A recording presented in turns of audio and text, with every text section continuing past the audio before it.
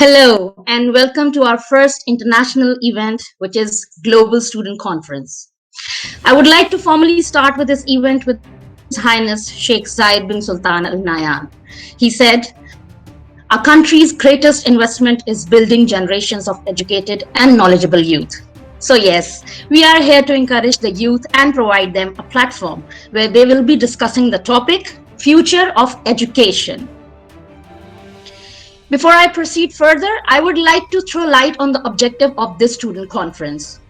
The idea of Global Student Conference is to provide a platform to the students around the globe where they can express their views and interact with other students of their age globally. It is the opportunity for the students to boost their confidence and expand their learning exposure. Our pilot program, which is one of its kind. Global Student Conference is the spirit of unification, which eliminates discrimination and gives the message of peace across the borders. Proceeding further, first of all, I would like to introduce some of the important personalities. Without their support, this event would not be possible.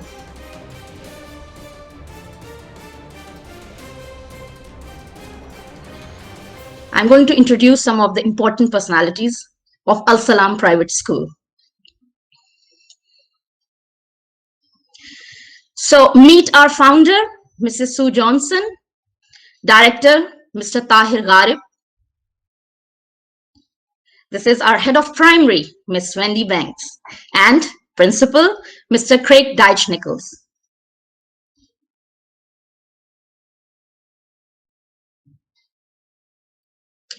And I am Shumaila Shahzadi, organizer, host of the event, and I am working as a curriculum head of social studies and moral education at Salam Private School. Meet our faculty development officer, Mr. Mark Ray Santos. Moving forward, these are our honorable moderators from around the globe. And we have Ms. Fariha Sarfaraz from Salam Private School as a moderator. These are some honorable moderators. Moving forward, I would like to introduce our panelists today, our students, our youth. First of all, I would like to introduce the students from Salam Private School, which will be presenting UAE, United Arab Emirates.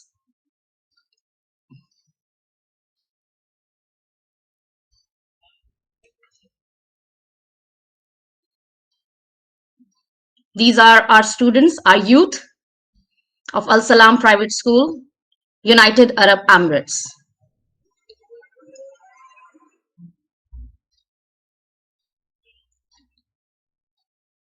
These are our student panelists from Pakistan.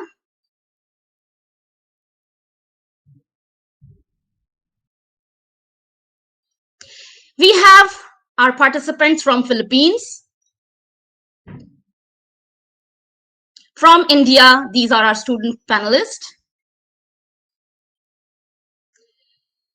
These are the students from Algeria. Nigeria will be represented by these students. We have our panelists from Egypt, from Australia, United States of America, from Bahrain, and from Malaysia. I wholeheartedly welcome you all, and I want to do the honors. I like to request our head of primary, Ms. Wendy Banks, to formally welcome the gathering and declare the opening. Ms. Wendy. Hello, Assalamu alaikum. Good morning, good afternoon, and even good evening. I'd like to welcome all the participants and audience here in a very, very global event today. I'm extremely proud of you all for coming here today, and I know that this is actually the easiest part. you've done lots of preparation in preparation for this event. First of all, I'd like to thank our host, Ms Shumaila Shahzadi, and her assistant, Ms Faria Sarfaraz, who both worked tirelessly to arrange this event. I'd like to really genuinely thank the moderators from all over the schools, because you have given your students the opportunity to have a voice on a global platform, and that is really commendable for the time and effort that you've taken to do this. And to the students, I'm really looking forward to your views and opinions. Be calm, take your time, and use a slow and calm voice. Breathe. It can be quite nerve-wracking to speak publicly, but just take your time and take control. And whenever you feel yourself getting a little bit tongue-tied, just take a breath. It's okay. It's actually a sign of confidence if you can give a moment of silence. So without further ado, I'm very proud to hand over today's ceremony to Ms Shumaila to host our first Global Student Conference. I wish you a wonderful day, and thank you for all the audience attending today. Thank you so much, Ms. Wendy, for your lovely views and welcome. So I'm going to officially start our discussion with the participant from UAE, Aisha Raza. Aisha, we are talking about the topic future of education. So first of all, I would like to know from you that what do you think is the biggest challenge faced by the students these days? There are numerous challenges that the students face on a day-to-day basis, ranging from feeling left out and overwhelmed, peer pressure, and sometimes facing situations involving bullying, sleep management, and many other challenges. However, considering the current COVID situation around the globe, students are now facing new types of challenges, which to me, the social interaction aspect stands out the most. No social interaction leads to affecting your communication skills, which play a very important role in conveying your message to other people. Students have also been affected by mental health, which can lead to depression and anxiety. One other aspect that I would like to look into is about understanding the teachers clearly. When the teacher is in front of you, you can understand better. You can understand more clearly, and it gives you a self-confidence as well, because front-to-front communication has a way better impact. Students also face many distractions these days, which include background noises, doorbells ringing, attending phone calls, internet connectivity issues, and the list goes on. I would say that the challenges faced by students these days is lacking of social interaction, bad mental health, no face-to-face communication, reduced self-confidence, many distractions, and lastly, expressing thoughts. Thank you so much, Aisha. That was wonderful to hear. Yes, we are facing a lot of problems nowadays due to pandemic. I would like to ask the same question from Bianca from Philippines. Bianca, what do you think? What problems we are facing actually nowadays? Thank you, ma'am, for that question. I think one of the biggest challenge faced these days is that how to stay focused and be motivated in understanding the lessons we undertake through online class and distance learning. We've all known students like me are not allowed to go out or go to school due to the pandemic. Because of that, we are still in the adjustment period as the new normal in education takes place. Like in my experience, I'm struggling because I haven't seen my friends, classmates, and teachers since last year, and I miss them so much. But thanks to technology, because at least I can communicate with them, send messages, or chat with them through Facebook Messenger and other social media platforms. Sometimes we can see each other virtually by video call or use of Google Meet. Let's think positive and be productive as we spend quality time with our family. For the meantime, we really have to follow the health and safety protocols because it's for our own good and to be safe and healthy. Thank you, everyone. Oh, that's lovely, Bianca. I am impressed the way you have shared the problems which you are facing nowadays. Okay, so I want to move forward and I want to ask the same question with Kride Sharma. That Kride is from India. So Kride, are you facing the same problems in India as well? Or what are the problems you are facing nowadays? What are the biggest challenges in education? Oh yeah. Good afternoon everyone. I'm Kridesh Sharma from St. Mark's Senior Secondary Public School, Mirabad, New Delhi. Poverty, victim of child abuse, bullying, violence. The changes faced by students are many, but the past year has brought in many more challenges. Coronavirus does have detrimental effects on our lives, and I am sure all my friends present here would agree to that. True, we have quickly adapted to the so-called new normal, but I whine and crib about the changes. Although I know I am still very blessed, when I speak to my peers, I do get to understand that every individual has his or her own challenge. For some of us, like my co-partner Manat Sachdeva, the biggest challenge has been disruption of the physical school routine and an increased screen time, which leads to a plethora of problems like headache, fatigue, etc. Here, I'm reminded of a very touching incident and would like to share it with you all. Urban Raj, a dental surgery student who was in a webinar session with my mother, was surrounded by leaves all over when he switched on his camera.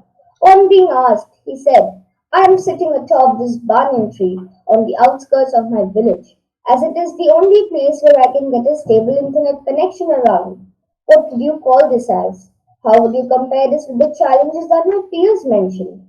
A challenge is a challenge, and the fact that every challenge is leading to stress and affecting the mental health of students.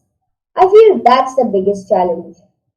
My grandparents were shocked to know that I, a 10-year-old, consider mental health problems to be the biggest challenge faced by students today. I recently read about a 15-year-old girl in grade 10 who committed suicide because she could not attend online classes due to the unavailability of a smartphone. Isn't that sad? From facing difficulty adjusting to the new online medium of education to not having enough devices for every child in the family. Every situation is a challenge.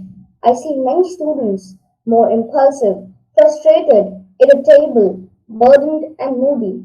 Many students even talk about depression and anxiety. Don't you also feel mental health is the biggest challenge for students today? I'm sure you all agree. Thank you. Rightly said, Kride. Yes, we are facing different challenges, and everyone is facing challenges in their own way. But here comes the courage to face the challenges. And yes, we are into so much technology right now that we need technology to carry forward the future of education.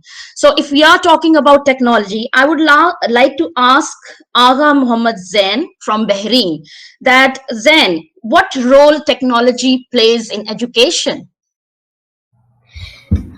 Okay, as you know that when we used to go to school, we had a computer class.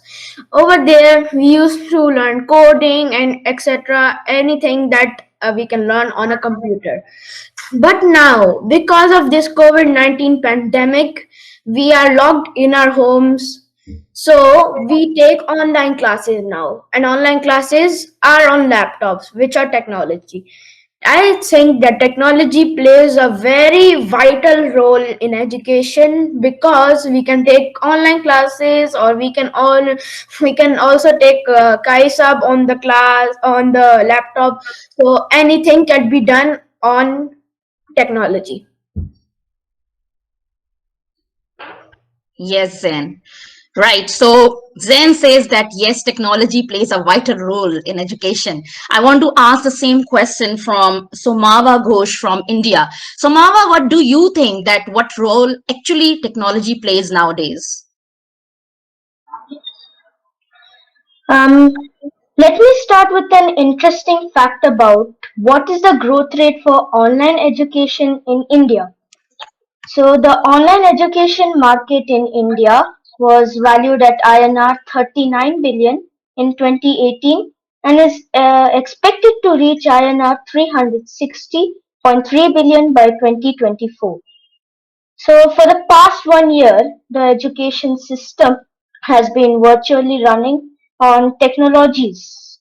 The pandemic has forced us to use collaborative classes using technology like Zoom, Microsoft Teams, which kept the learning alive and has shown us how useful they can be for the future.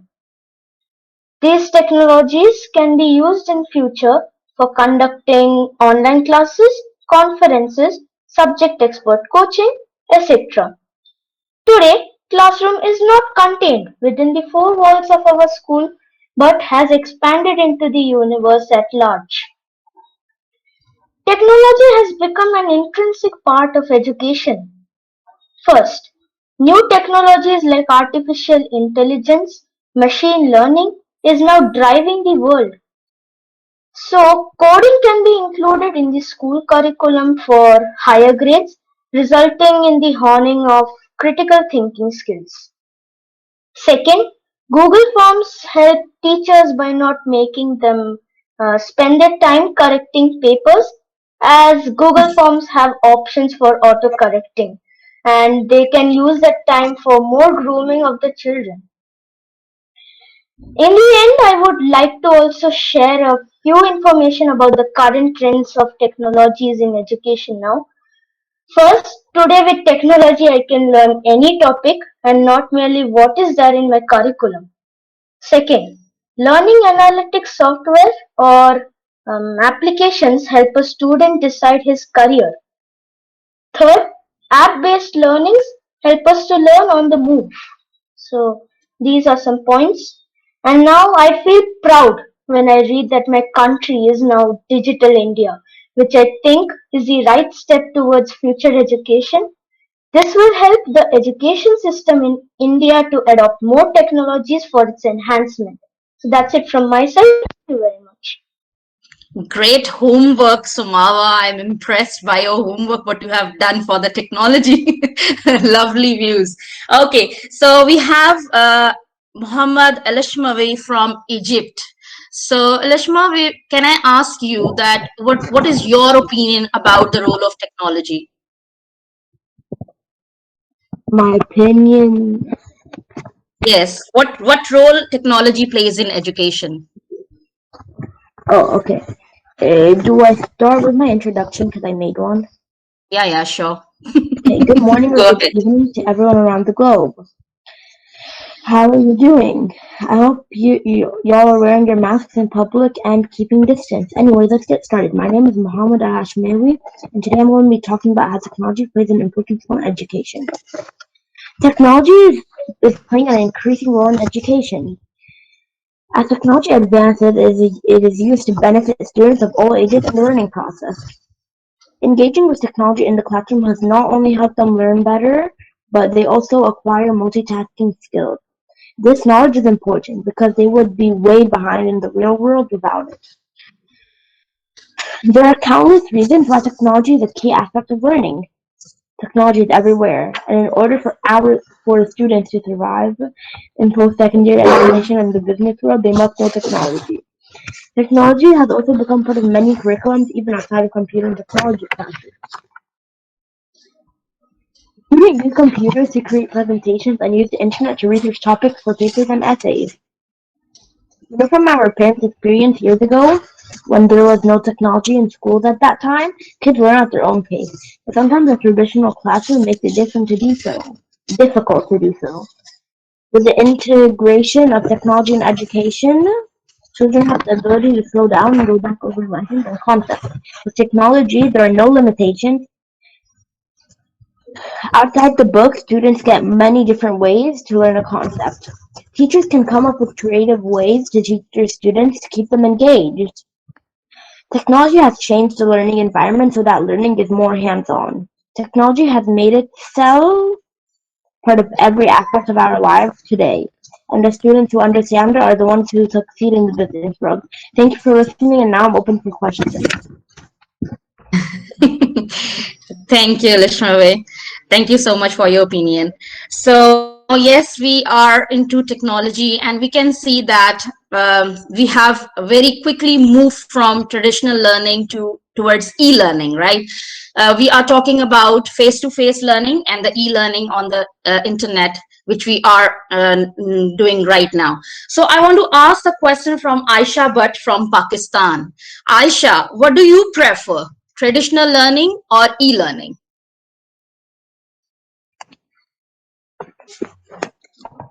I prefer face-to-face learning better because you can interact with while e-learning on Zoom. The reason most people about learning, yeah. And I know Zoom has some features where you can use the digital whiteboard, but most teachers don't have the technological facilities to access it. But in physical school, you can see the whiteboard and it's clear. My third reason why I like physical school better is that if you ever have a question you need to ask your teacher, you can just go after school or during your break. During the Zoom meeting to ask your teacher, otherwise you will have to email them, which will probably take 2 to 3 days to reply. And what if this is an important question you didn't answer to in one day? Furthermore, learning cannot be limited to inside class experiences. Learning also takes place outside of the classroom, and therefore it is vital to pay attention to extracurricular activities, such activities which include but are not limited to PE, arts, drama, and etc. These activities can't be effectively carried out through e-learning platforms such as Zoom. In addition to this, as it is. Moreover, online learning is also not very healthy for students, as staring at a screen for so long can put a toll on their eyes. And my last reason why I prefer physical school is the learning is very slow and the kids get easily distracted and just turn off their cameras and mute themselves, then sit and watch YouTube. For example, my math teacher, Ms Maha, was trying to explain different ways we can use a protractor to measure angles. But due to e-learning, she couldn't explain properly to the kids and help them understand. While in physical school, the learning is quick and easy, and the teachers can keep an eye on the students and keep them focused. That's why I prefer. Thank you so much, Aisha. So Aisha preferred traditional learning, face-to-face learning, and she has valid reasons to point the proof, right? So moving towards Joshua from Nigeria. Joshua, what do you prefer, traditional learning or e-learning?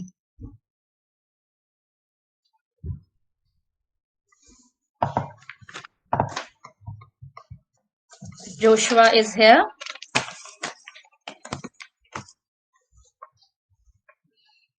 Okay, I think due to some technical reasons, maybe Joshua is not here.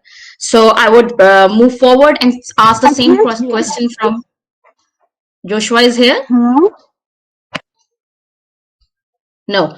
Okay, so moving forward with the same question to Qazi Muhammad Tausif from UAE Al Salam Private School. Qazi, what do you prefer, traditional learning or e-learning?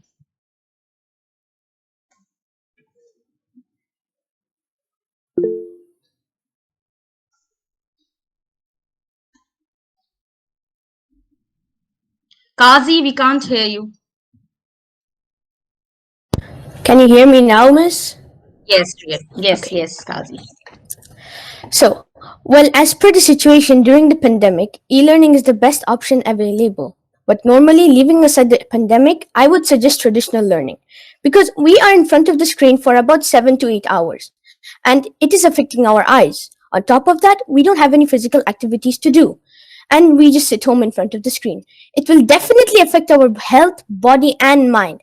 And as the first panelist, Aisha Raza from UAE mentioned, it can also lead to depression and anxiety. In traditional learning, we can ask the teacher a question anytime, and we will have a different bonding. Also, the teacher can support us mentally and help us more efficiently. So, in my opinion, I would prefer traditional learning over e-learning. Thank you. Oh, so we have two votes for traditional learning. Right. Thank you, Kazi. Thank you so much for your opinion. I would like to ask Muhammad Suhaib from Pakistan. Muhammad Suhaib, you are in Pakistan, and I hope so that there also e-learning is prevailing right now. So, what do you think? What is your opinion? What do you prefer, e-learning or traditional learning? Suhaib, you are mute. Yeah. Thank you. Hello everyone. I am Mohammad Rizwan from the City School PF chapter and I am here to discuss on the topic. What would you prefer, face-to-face teaching or e-learning? Well, according to me, e-learning is much better because you can study in the comfort of our own house. It will save on cost. We don't have to rush to school and no worries of being late. It is more relaxing to stay at home and take our classes wearing comfortable clothes and Excuse best of me? all, no uniforms. As e-learning has become very popular, we are able to polish our IT skills and access to online material to learn anything that we didn't understand the first time during the class lecture. We can always listen to the recorded lessons 24/7. There is no fear of being the last one to understand a topic. Students who are shy of speaking in a face-to-face class, they can also unmute their mic and share their answers without being seen. By submitting our assignments online, we encourage no paper environment. It helps us to polish our IT skills. This prepares us for the unseen future to come. Online teaching also enables the student to take classes from any university across the globe without traveling to that country. In this way, we will never feel homesick or will never be left alone to do anything and everything. Every lesson can be taught in a different way, for example, online quiz, listening to audios, or watching a video. Different educational apps such as Sensory Tech will enhance learning with the tab. Many modern educational systems have shifted away from traditional face-to-face teaching and e-learning as it is favorable to everyone. Students are learning innovative ways through various platforms and each day is a new learning experience. E-learning is here to stay as it is the new normal way. Thank you. Thank you, Suhaib. So Suhaib strongly says and agrees that e-learning is much preferable than traditional learning. I would like to ask Kirsten. Kirsten, are you here with us? Because I can't see your name in the list. Those who are online. Kirsten? Okay. So I would like to ask Grace from Philippines. Grace, we are talking so much about technology and e-learning. So with the development of artificial intelligence, do you think e-learning will remain the primary method of education in the future, or will the traditional approach remain prevalent? Good morning, everyone. I am Grace Grace, Tikihano yeah. from the Philippines. We can't deny the fact that the traditional approach produces highly distinguished men and women in our society, with their great contribution in the different fields and so with education. The use of conventional classroom or traditional learning became useful and proven to be effective to students in so many years. But the way of teaching and learning should not be stagnant. Change and modification runs. We should go with the flow with the new trends brought by technology advancement. And that is why introducing this e-learning education is a great opportunity for us to keep updated on the current trends, especially in times of the pandemic, or what we call new normal situation.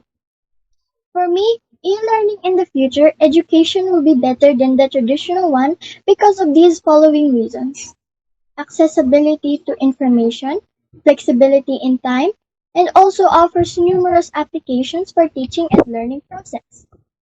And me as a student experience the benefits brought by e-learning as we take our daily lesson. I strongly believe that e-learning is still the primary method of education and is going to be a major factor in education globally in the future. Mentioned with the reasons I have earlier, it is only a tool for one's future to be a better and contributes to the society which benefits everyone. Indeed, the reality as a learner depends on him or her. How is he going to have an effective and productive education in the future? And of course, to be a responsible citizen. Thank you. Mabuhay, Philippines! Lovely, Grace. Lovely to listen from you. Yes, according to Grace, she strongly says that e-learning will be prevalent. I want to ask from Harshini from Malaysia. Harshini, what do you think that with the development of artificial intelligence, do you think e-learning will remain the primary method, or traditional learning will be prevalent? In my opinion, traditional learning is before the online learning got in the action, traditional approach was the only efficient in the learning process. Students gain multiple benefits from the traditional approach. Online learning are limited. When students go to school, they can meet up face to face with their teachers, especially for the students who learn better through cooperative activities and in group works. They can discuss or ask questions and get immediate answer for the question. Some students need guidance that what they do is correct and they are in the correct direction. So they need sort of motivation or feedback to keep them moving. Some students don't have access to technological devices. During this pandemic, some of our friends don't even know how to use devices. Even some don't care. So online classes are out of the question. Besides, that's not all the question can be taught online. Some subjects require lab, performance, or practice. Cannot be done without a traditional classroom. Moreover, there are some students there are some school experiences students won't gain in any other places. Field trips, school activities, extracurricular activities, and more, part of which students can gain experiences from each of those activities. Students will learn life lessons that will be beneficial for the student future. As I said earlier, traditional approach is the best solution to give attention to the achieving students. Thank you. Well said, Harshini. Yes, we are facing many challenges, as we know that traditional learning is entirely different from e-learning. So we have a different opinion from Harshini this time. I would like to ask Vanya Said from Australia. Vanya, what do you think? We are talking about so much artificial intelligence, e-learning, and technology. What do you think? Will robots take over the teaching profession in future? No, because if robots were replaced with teachers, it would be like confident, but it maybe sometimes it might, but it's really unlikely that teachers can be replaced by robots. So if robots were replaced with teachers, they will go out of control. So if you just put a little bit of water on them, they'll go out of control. They might attack you, and you won't really understand what they're like doing. Like if they go out of control, they can beat you or make a fire. And if they were humans, they would protect you and they wouldn't be over control. So if you like got hurt or if you're sad or mad or anything, the robot can't really know what you're feeling. So if you feel something, they won't really understand and they'll just not do anything. So they will give you hard work. So robots have really intelligent brain. So they have a lot in their minds. So they probably wouldn't really know what they are like doing, because they might give you hard tasks that you didn't even learn yet, and you won't even know anything about that. So you'll just try and then you'll fail. Very well said, Vanya. Yes, there will be definitely some technical errors if robots will be taking over the charge of teaching, because teaching is a very noble profession, and you know that we need to have a very good rapport with each other. The student teacher relationship is one of its kind. So, Mariam Rizwan from Pakistan. Mariam, I would like to ask you the same question. I want your opinion on the same topic. Like, what do you think? Will robots will take over the teaching profession? Mariam? Okay. Greetings to all. I am Mariam Rizwan representing the City School PF chapter Karachi, Pakistan. I would like to disagree with this point of view that do you think that robots will take over teaching profession in future? Robots can play an important role in the education of young people, but will never fully replace teachers. An individual who is a teacher can and will always change their teaching methods as per convenience of the student.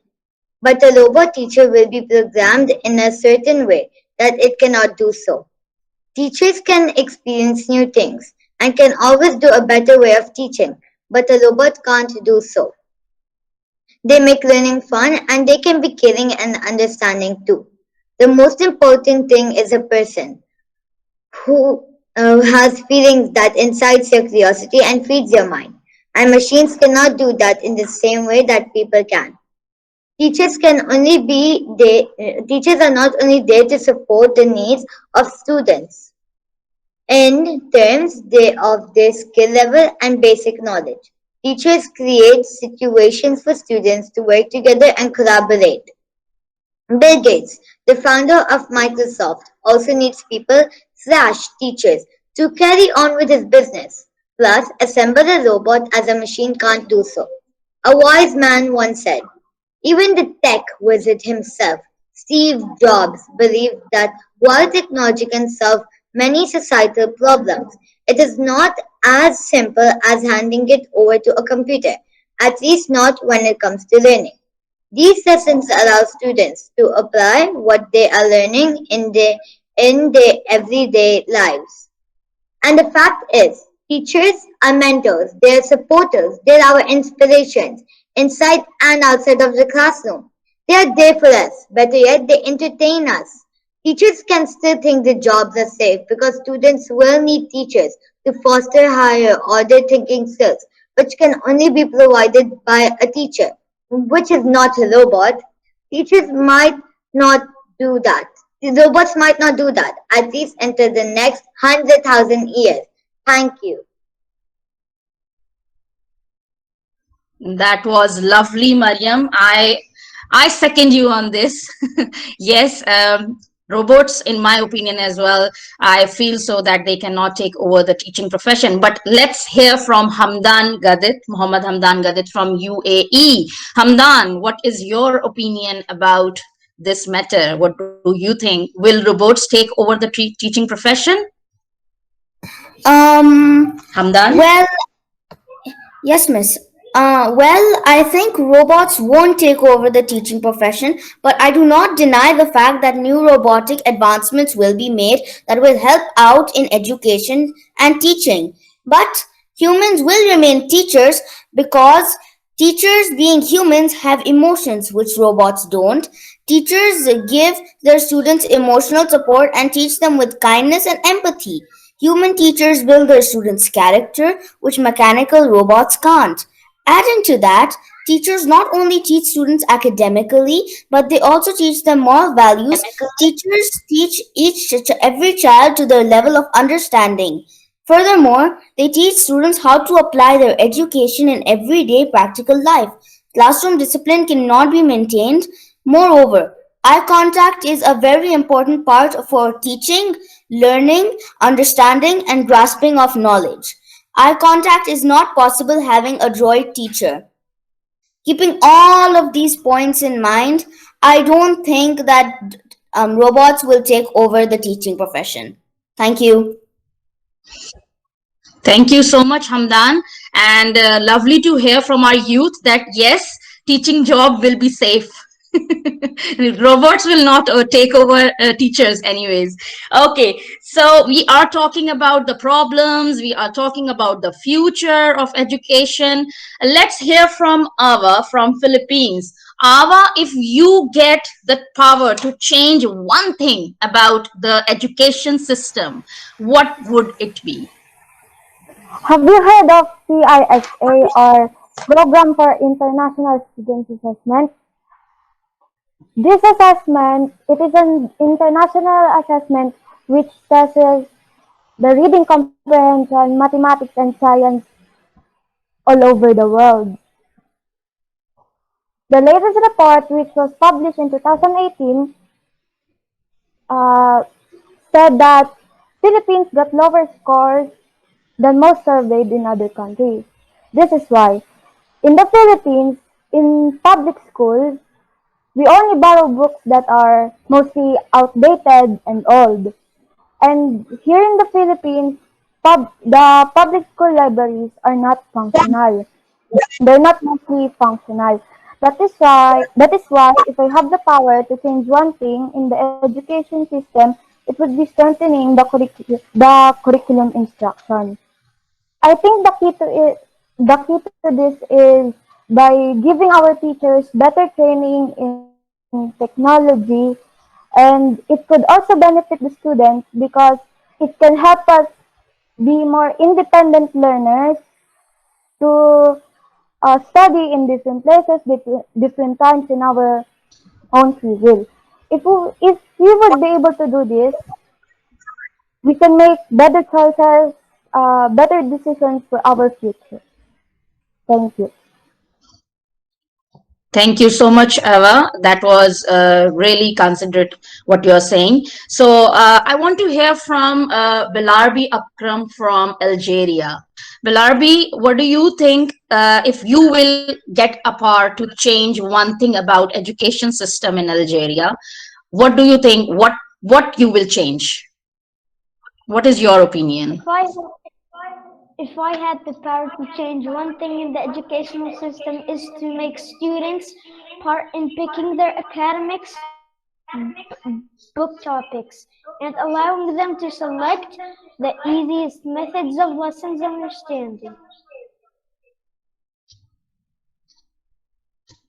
Yes, right, Belarbi. You want to carry on with your opinion, or yes, Belarbi? Yes. Okay, so we are moving towards Anvesha from India. Anvesha, what will you change if you get the power? What will you change in the education system if you get the power to change? Good day to everyone present here. I'm Anisha Kara from Samson Mount Literacy School, Bangalore, India. Life is a classroom where we learn the lesson of survival.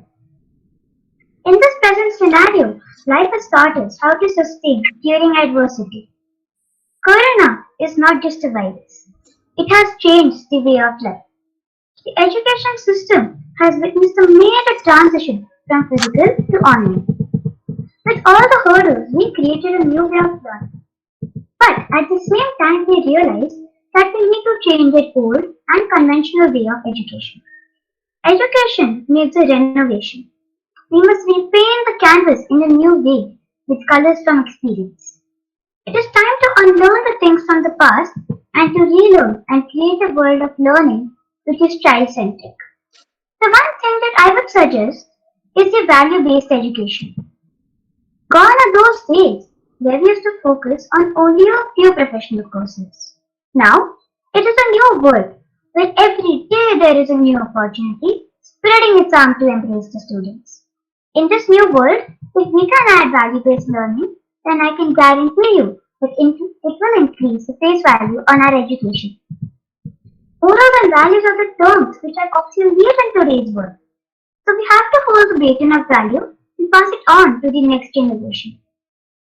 Education, learning, success, report, achievement, all can be cherished and enjoyed for a short span. But what goes for lifelong is the values.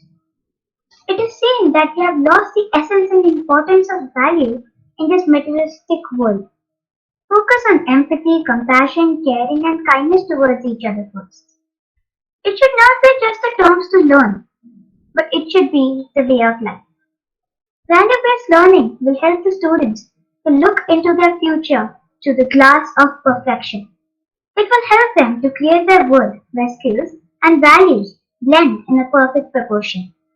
Your beliefs become your thoughts become your words become your actions become your habits become your values, and your values become your destiny. By Mahatma Gandhi. Thank you and have a nice day.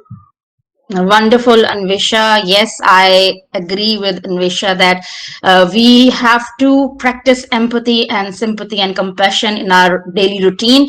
They are not only words, but yes, they are the good practices. Thank you, Anvisha, for your opinion. Moving forward, I'll like to ask Metha from UAE. Metha, we are talking about education, we are talking about the importance, the problem, yes, but how education can change the world actually? Yes, of course, education can change the world.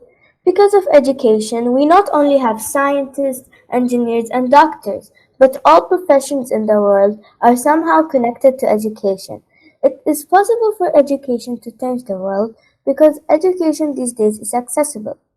Since we started online learning, as my fellow panelist Hamdan Gadat has just said, education builds a student character. That's true, and education can help a student reach their dreams and goals, which has an impact in the community.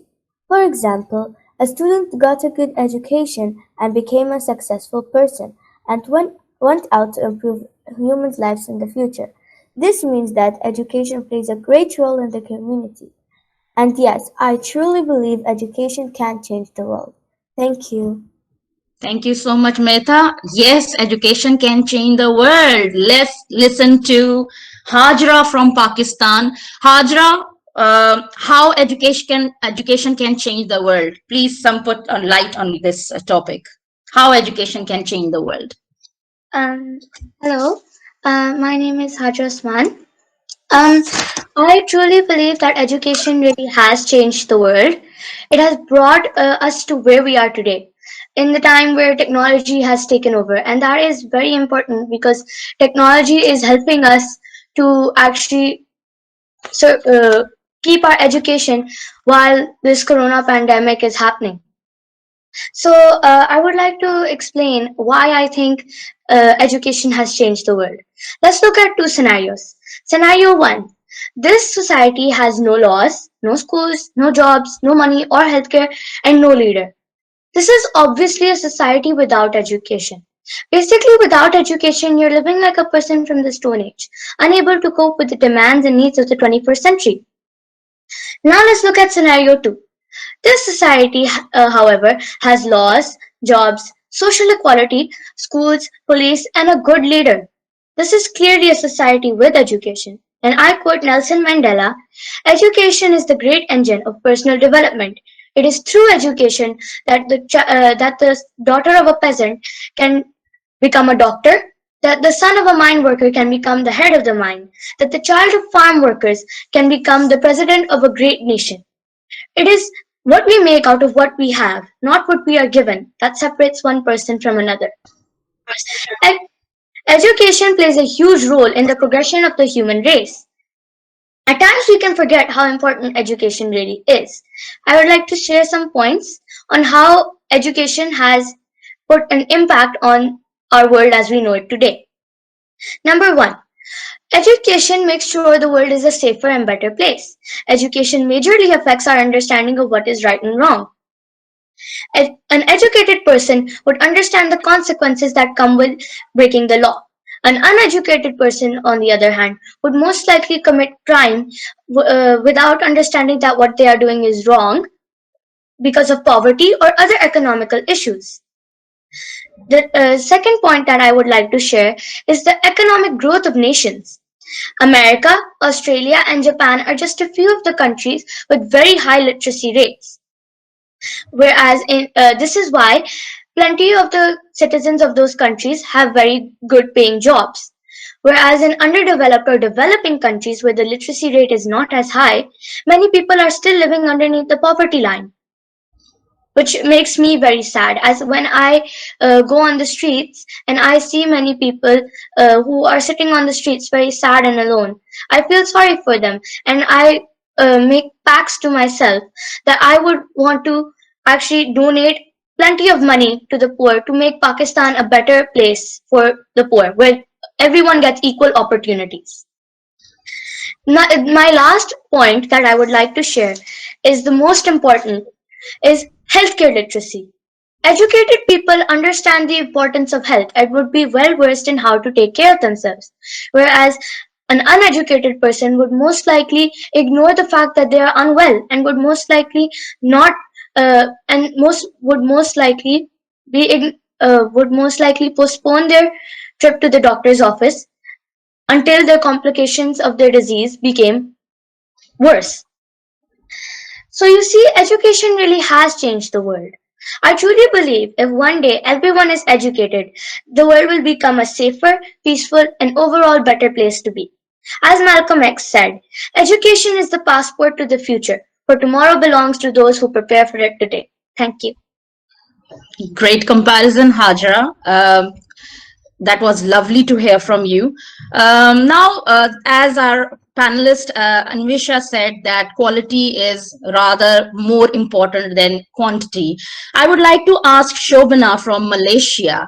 Shobana, how can we improve the quality of education? Once Nelson Mandela has quoted, education is the most powerful weapon it can use to change the world. Education, knowledge is power and education empowers. It highlights the importance of education as the part of development of the citizens and their countries. Education is not only empowers people to, to take, but also central to an advancement of individual development. Effective global development relies on quality of education. Everyone has a role play to improve the quality of education. A strong education system relies on the quality of education. A strong education system widens the prospects of opportunities and improves health in the communities. Besides being vigilant to improve the quality of education, the system should ignite the spark of learning in kids. Alongside, it will it will it will it will teach them something new and creative to keep their interest alive.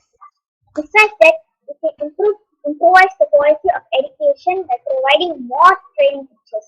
Most of the schools have a limited number of teachers and a large number of students. Hence, this can make the teachers overburdened and stressed. Hence, teachers seldom can update their skills. Talking and motivating the teachers could make a difference. Moreover, create a syllabus, unit, and lesson plans leads to lesson outcomes. Thus, it should refer to the knowledge, skills, and the values that all learners are expected to demonstrate at the end of the lesson outcomes. Aside from providing regularly monitoring the regularly monitoring the education that is being provided is also important. This is to guarantee that the quality is also is achieved and learning is not compromised.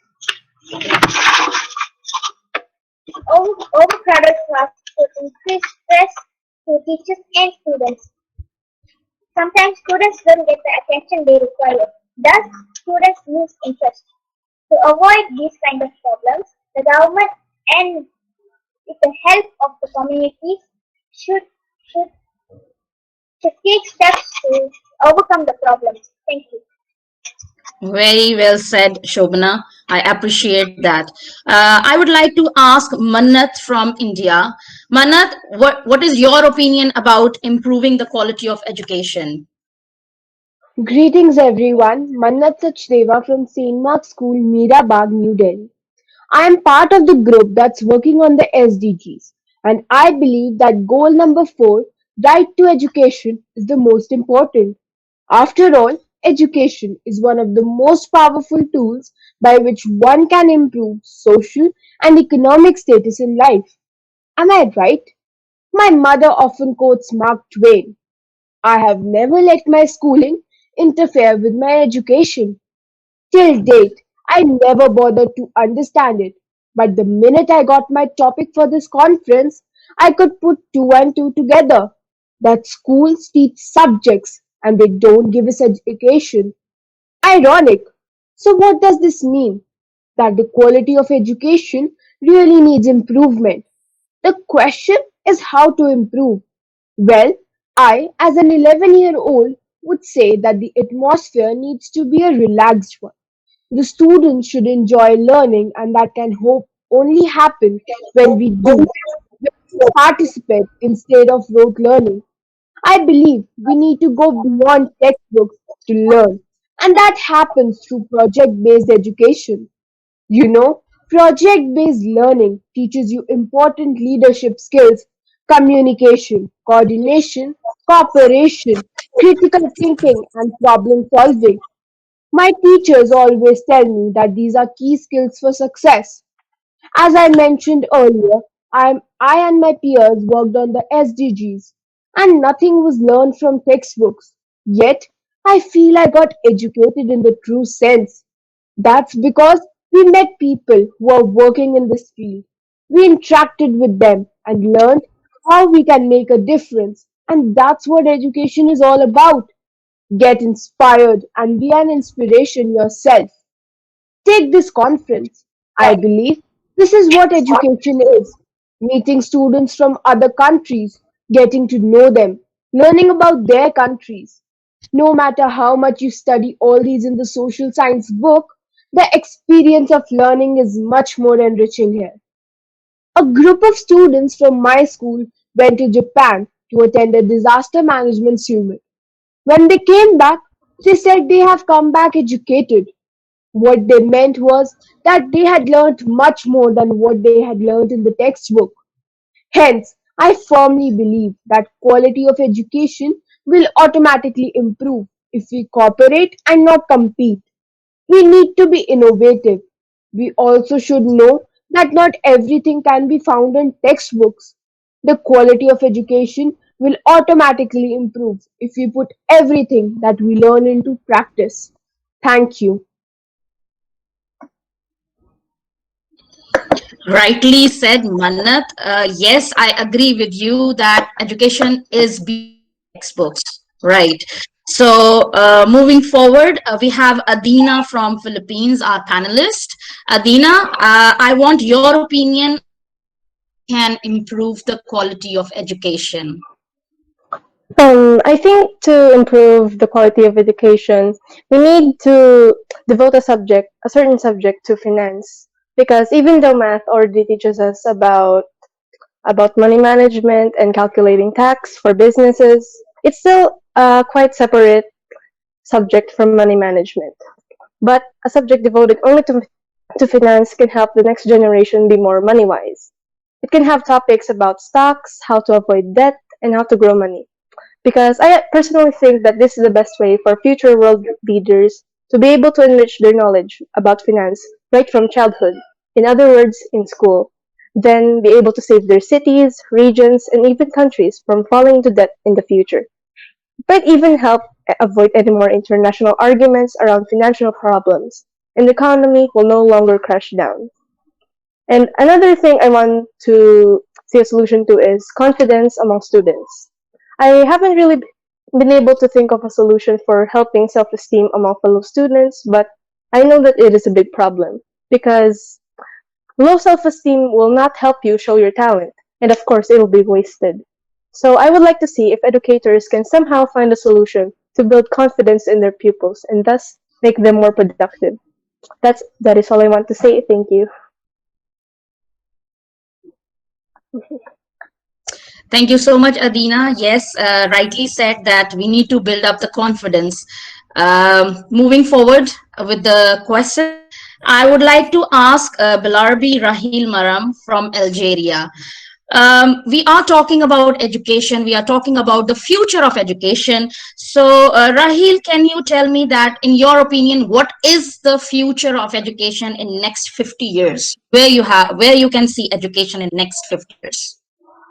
According to my imagination, next 50 years educational systems will be based on robots, so that unhealthy people can have the ability to never miss a lesson.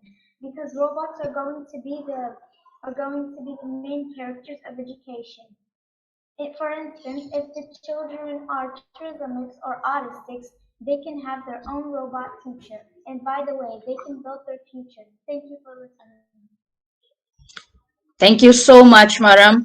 I want to ask the same question from Zena Islam from Egypt.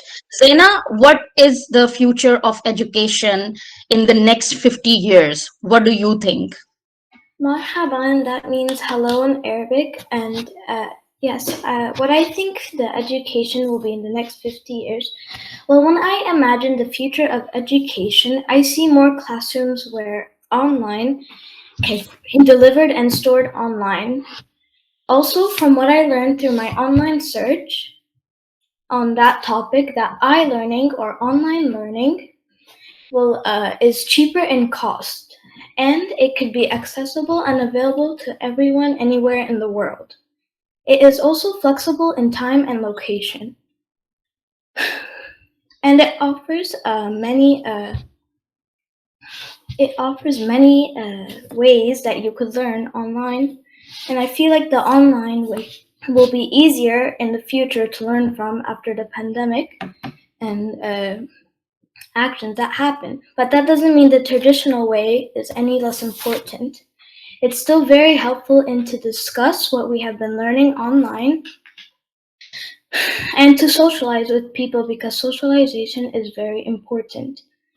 I imagine that in the future, learning will replace teaching, because if we learn, not just by the teachers teaching, but if we actually learn, we will understand way more, and the education will be way better for students around the world. We as students can also focus more on our passion and skills. While we are in the future, we can focus on our passion and skills. And actually, a known fact that the US Department of Labor says that 65% of today's students will probably end up in jobs that have not been invented yet or created. Finally, I want to say that technology, has great power and will drive everything in education, and eventually technology will change the way people learn. Thank you. Rightly said, Zena. Yes, technology has a vital role in education. We are moving towards the end of the discussion. So I would like to ask Nida Fatima from UAE Al Salam Private School to summarize that what we have discussed till now. Nida, in your opinion, can you tell me what would be the future of education? Can you just summarize what we have discussed? Ms Shumaila, the topic is very vast, and I'll try my best to summarize it as my fellow panelists have expressed their views amazingly. With technology developing at such a rapid pace, I think there will be a huge difference in the education system from what it is now and what it will be in the future. Firstly, the challenges that students are currently facing will be looked into and focused on more, and even try to be resolved in the next few years. In the current situation, students are facing a lot of challenges when it comes to learning successfully, but I think they will be resolved for sure. Secondly, as we're moving towards the future, we're gradually becoming more dependent on technology when it comes to education. Technology helps us in many ways, such as for research, making presentations, etc. The greatest example would be us communicating right now, giving our views. This wouldn't be possible at all without technology. We're already pretty dependent on technology, and I predict that we will be even more in the future. Currently, most of us are doing e-learning or online learning. However, there are many chances that we will be moving back to traditional learning as soon as this pandemic ends. Some students prefer traditional learning and some prefer e-learning, and they both have their advantages and disadvantages. When it comes to the topic that will robots take over the teaching profession, I think that robots will not be able to replace teachers the same way because, as my fellow panelist has mentioned, the teachers don't only teach academic subjects but they also pass on moral values along with it, which won't be possible with robots.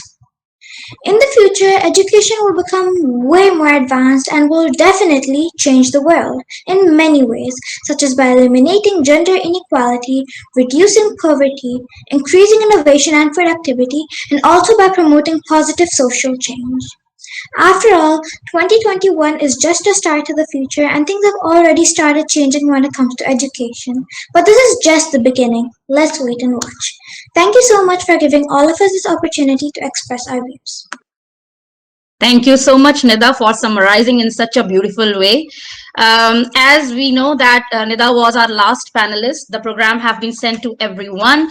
And with your support and cooperation, I'm really happy to say that we are before time finish up with our discussion. So I would add on here, and I would like to request our moderators if they want to express their views about this Global Student Conference, because you know that this is our pilot program. This is one of its own kind, international program. I would like to hear from you if you want to share your opinion about this Global Student Conference. If you are interested to be vocalized, please raise your hand.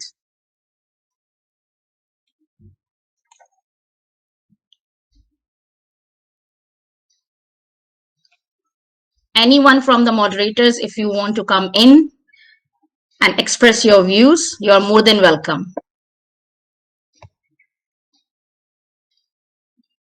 Okay, so we have here Mariam Qureshi. Yes, Miss Mariam.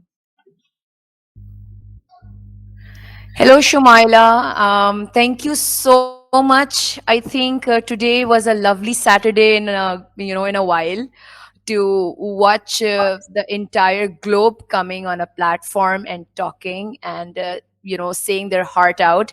Brilliant homework done by all the participants, and I really want to congratulate Al Salam School, you and all the organizers who have made us come to this level and speak. I was astonished and I couldn't believe that they all were 9 to 11 years old. If I remember my time, I don't think so I was that much capable to even say something so bold.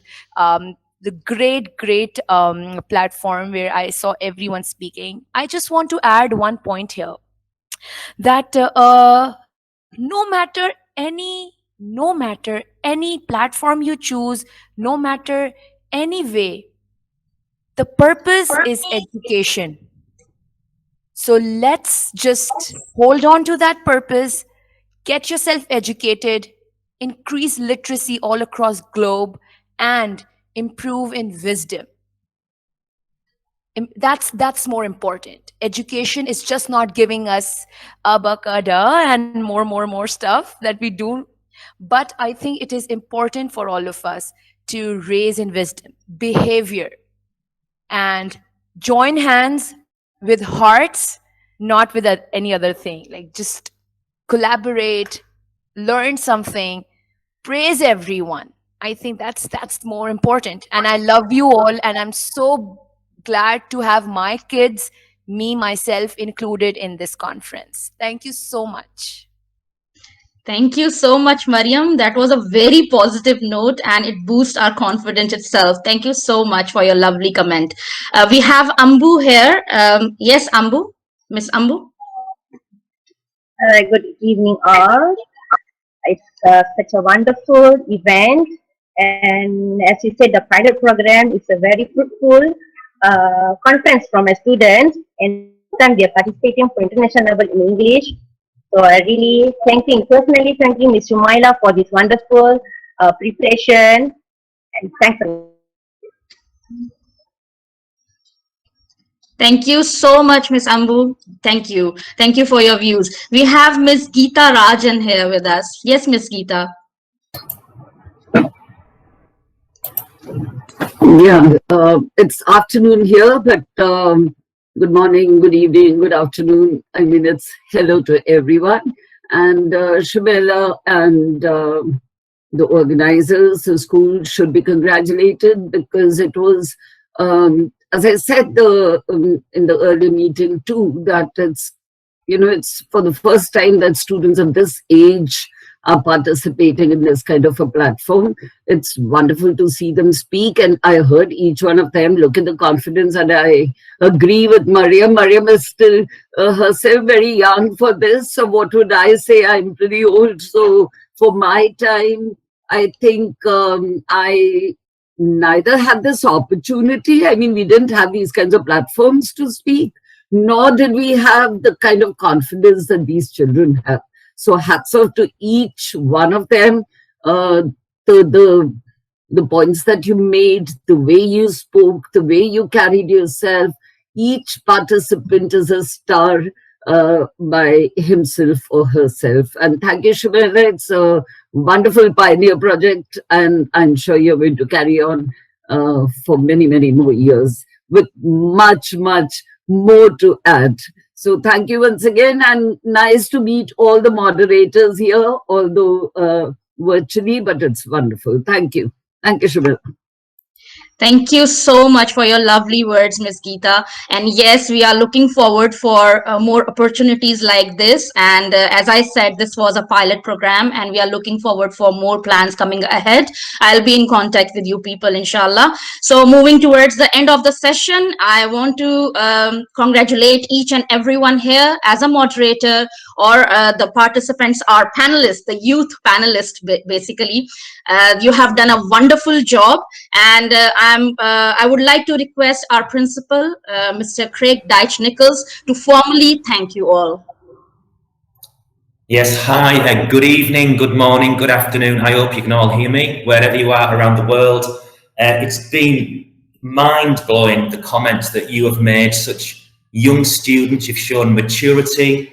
You are the leaders of the future. Your opinions that you've mentioned today and your comments were informative, inspiring, thought-provoking. You've all done an absolutely wonderful job. So well done to all of the children. A massive round of applause from me. And to the teachers, also, you are remarkable. The work that you've been doing during this situation that we're all facing around the world, teaching the students on a daily basis in order they can come on a platform like this and speak with such maturity is amazing. When Ms Shumaila was first trying to organise this conference, I said to her, maybe go with 1 or 2 schools. But fortunately, I'm very glad that she didn't listen to anything I said, because what do I know? She is so ambitious. She went out there, she tried to get as many children from around the world to speak on this conference. I'm so glad that the words that I spoke to went in one ear and out of the other. She's done an amazing job. So well done, Ms Shumaila, and Ms Fariha as well, who's been helping behind the scenes. I can see Ms Wendy, the head of primaries, also giving Ms Shumaila a round of applause. So absolutely phenomenal. The only thing I would like to say is that I'm now really, really looking forward to the next conference that we have. So Ms Shumaila, get out there and do it and put Al Salam Private School on the world map. Congratulations to everybody. Well done. Thank you so much, Mr. Deitch. You made my day today. Thank you, everyone present here. I really appreciate your presence and your time you have taken out. So signing off for today's meeting, looking forward for many, many, many more opportunities. So inshallah, we'll meet you on some other platform with the global intention. Thank you so much for your time. Signing off. Bye. Take care, everyone. Have a very nice day. Bye. Well done, everyone. You were amazing.